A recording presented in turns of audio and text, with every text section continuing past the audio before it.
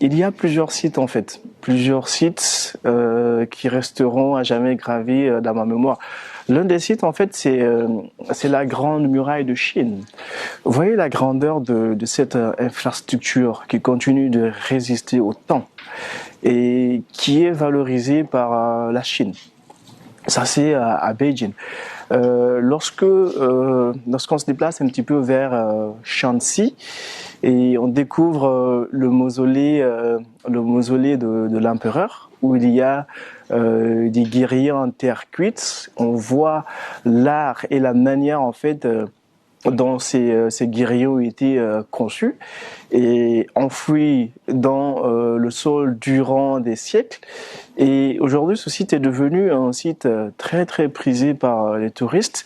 Encore une fois, ça confirme que la Chine se développe. Mais à côté de ce développement, à côté de cette modernisation, la Chine tient à sa tradition. La Chine conserve ses valeurs. La Chine met en valeur en fait son histoire parce que l'histoire de la Chine est racontée. Je dis souvent qu'elle soit glorieuse ou douloureuse, l'histoire de la Chine est racontée et ça permet aux nouvelles générations d'apprendre l'histoire de leur pays et surtout aux visiteurs qui viennent ici de connaître aussi la Chine à travers cette histoire qui est racontée.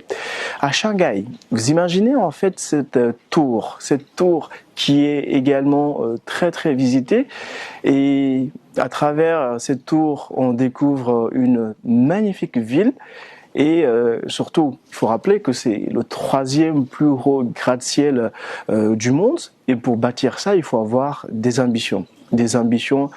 La Chine en a et elle se donne les moyens d'atteindre ses objectifs. Ça, c'est quelque chose qui m'a beaucoup marqué. Et enfin, le dernier souvenir, ça va être peut-être Tianjin où j'ai découvert les 5 grandes avenues. Voilà des bâtiments qui sont conservés et qui sont aujourd'hui des sources d'attraction de touristes, parce que les touristes viennent apprendre.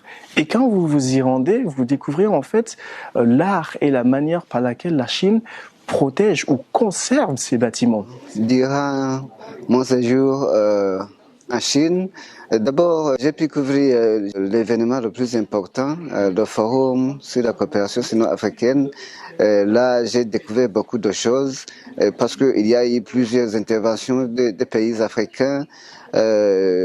Plusieurs dirigeants africains ont parlé, ont fait le tour sur la coopération entre la Chine et les pays africains.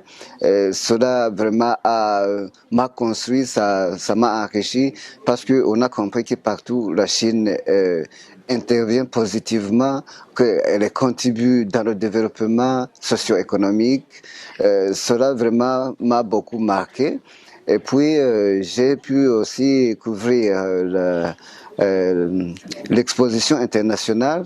Là, j'ai vu que il y a une ouverture sur le marché chinois, un marché qui est vaste. Et cela, justement, ça a été fait dans le cadre de montrer l'ouverture de la Chine pour les pays moins avancés.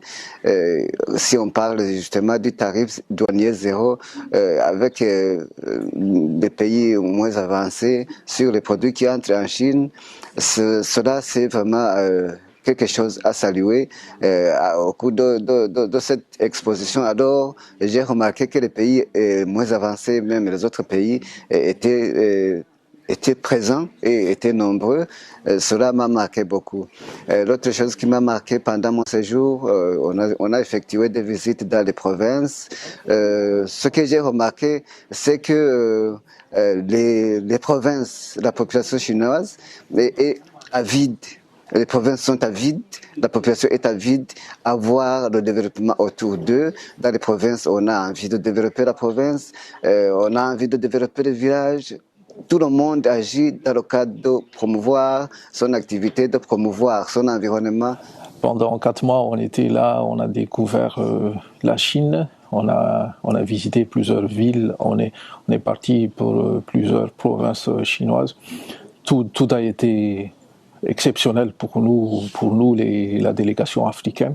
On a découvert le peuple chinois, on a découvert la technologie chinoise, on a eu l'opportunité de visiter les industries de pointe et tout ça. Les avancées technologiques ici en Chine sont très très impressionnantes et ce qui m'a beaucoup marqué.